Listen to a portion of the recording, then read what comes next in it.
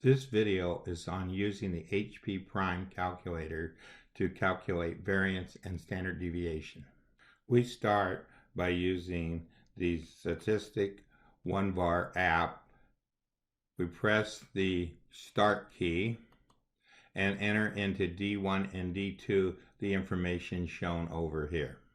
Switching our calculator back to the home screen and scrolling back to the top, we list the outcomes for a pair of dice. So D1 is the sample space of the different outcomes, and D2 is the probability of the different outcomes. We had to press the A, B, C key to switch it into fraction form. We use the toolbox catalog key to come up with mean. We go back to our expected value page to note that the mean or average and the expected value are the same. We go over to our calculator and calculate the expected value by taking the sum of D1 times D2 to get it to be 7. We take the mean of D1, which comes out to be 7. The mean is the sum of D1 divided by how many there are in D1, which is 11. So therefore, we can use the mean of D1 instead of using the expected value. Returning to our Onenote calculation of variance page, using that mean and expected value are the same, we come up with the following formula for variance. On our calculator, the variance formula takes two steps. We take the list D2 times D1 minus the mean of D1, the quantity squared, to come up with these answers. Then we must sum these answers to come up with our variance. The variance is stored in the calculator with the variable SSX. So we see that its calculation and our calculation turn out to be the same. To calculate the standard deviation, we take the square root of the variance. We press the square root key and then copy this down to this, and we come up with this answer.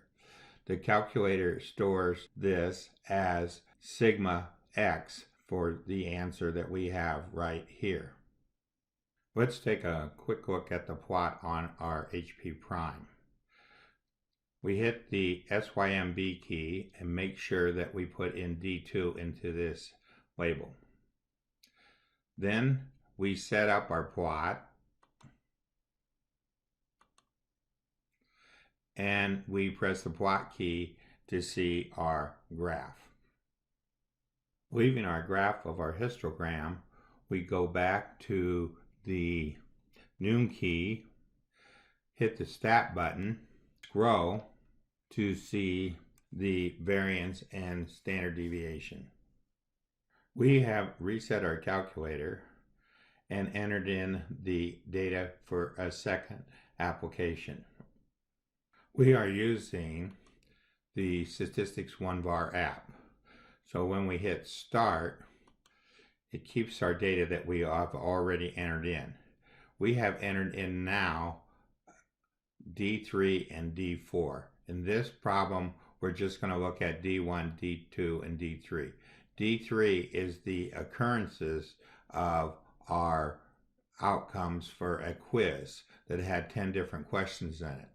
Here we had one student get 2 right, no students get 3 right, and so forth. To figure out the probability, we take 1 and divide it by 21, 0 divided by 21, 4 divided by 21, and so forth. Let's return to our home screen and scroll up.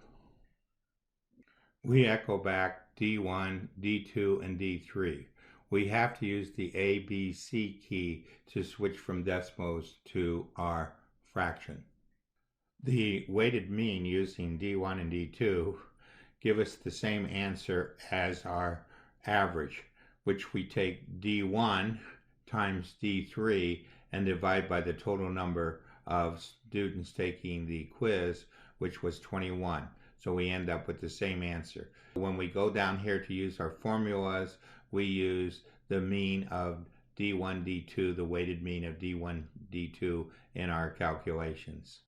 The variance again has two steps. So we take D2 times the quantity D1 minus the mean of D1, D2 squared. And then that answer turns out to be these fractions after we hit the ABC key. Then we take the sum of this particular number and we come up with our variance. We type back in the calculator variable SSX and end up with the same answer for our variance. Our last step is to take the square root of the variance. So we take the square root of this quantity and we end up with our standard deviation.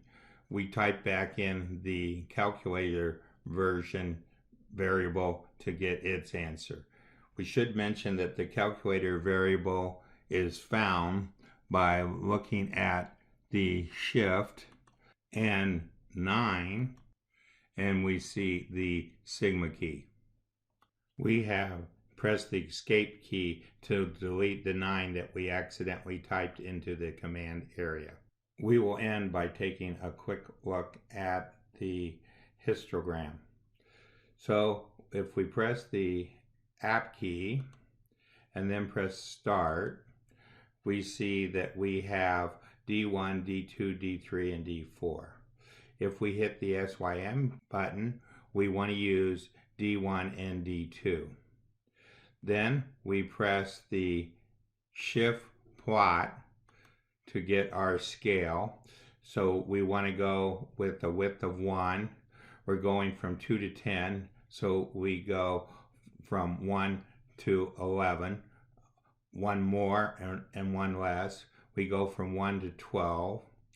We want the Y range to be -1/21 up to 7/21. X ticks to be 1 and Y ticks to be 1/21. We press the label key to check the label button and go back. Then we press plot and we come up with our answer that we have here.